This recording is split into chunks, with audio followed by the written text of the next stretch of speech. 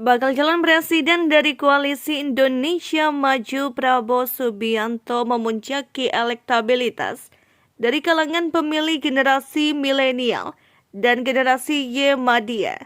Adapun yang dimaksud generasi milenial ialah mereka yang kini berusia 26 sampai 33 tahun. Sedangkan generasi Y Madya berusia 34 sampai 41 tahun.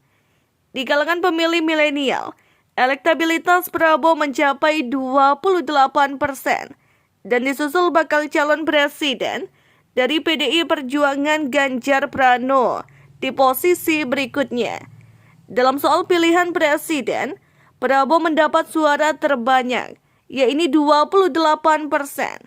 Ganjar mengikuti pada posisi kedua dengan 21,3%.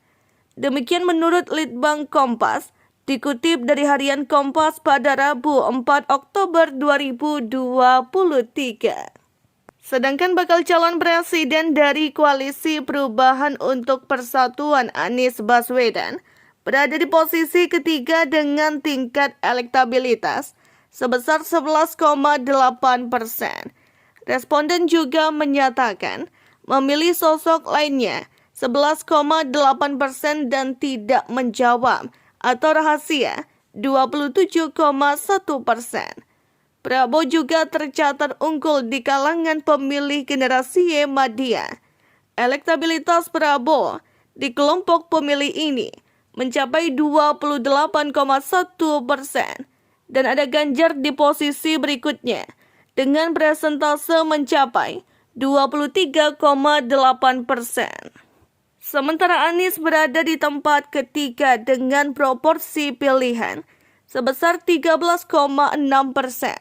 Terdapat responden yang menyatakan memilih lainnya 8,9% dan rahasia 25,6%.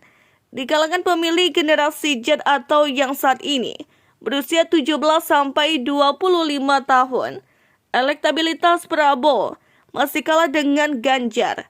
Elektabilitas Ganjar tercatat lebih unggul dari Prabowo dan Anies dengan proporsi pilihan mencapai 31%. Sementara elektabilitas Prabowo mencapai proporsi pilihan sebesar 28,2% atau terpaut 2,8% dari Ganjar yang berada di posisi pertama.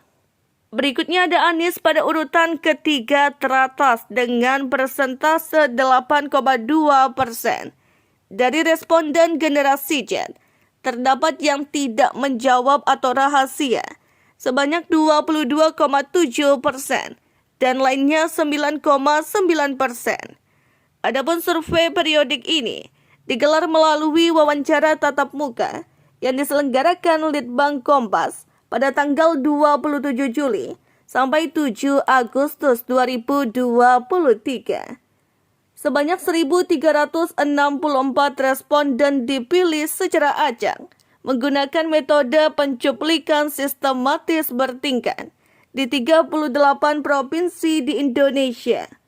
Menggunakan metode ini pada tingkat kepercayaan 95%. Margin of error penelitian lebih kurang 2,65%. Download Tribun X sekarang, menghadirkan lokal menjadi Indonesia.